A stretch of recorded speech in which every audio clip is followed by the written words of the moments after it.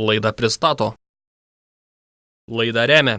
Besikūrenčioje Babilono individualių namų gyvenvietėje tik iš aukštos kokybės ir ekologiškų medžiagų statomi gyvenamieji namai pagal kliento pageidavimus ir poreikius. Babilono gyvenvietė. Laikas įgyventi savo svajonę.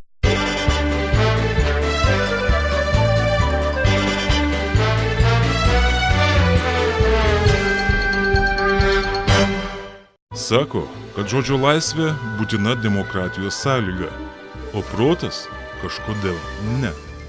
Kažkoks keistas paradoksas. Plačiau miestelio naujienas aptars Politikių klubas.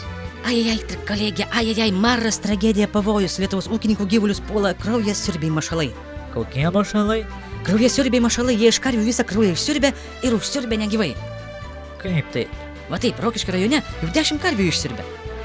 O ką, negalima nuo jų apsiginti? Žinoma, kad ne. Specialistai pataria gyvulius laikyti tvarte, įsivaizduoji.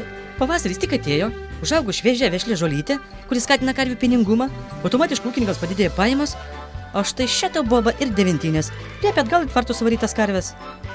Na, iš tikrųjų, kažkas nesuprantama. O žinai, kaip jos veikia? Jos lenda pro nosį, pro gerklas, tada į skrandį ir taip uždusina gyvulį. O gyvuliams pradėjus skristi, ūkininkai ėmėsi ieškoti priemonių jiems apsaugoti. Na, ar rado? Rado, karves reikia ištepti tam tikrų tepalų. Ir tada tie mašalai bijo ir nelenda, bet tu įsivaizduoji, miniatiūrinė musytė po kelis tūkstančius kainuojantiems galvijams tapo pavojingesnė nei aplinkiniuose miškuose pasirodantis vilkai, čia tai bent. Į ką jūs čia sukate, kolega? Kur jūs lenkite? Klausyk, o kur gauti musyčių?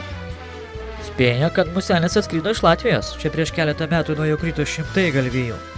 Sakai, iš Latvijos? Nesupratau. Būtų visai neblogai tokių musyčių gaut ir kokiam Seime paleist kokiai savaitei. Gal gyvatės pradėtų geriau dirbti, a?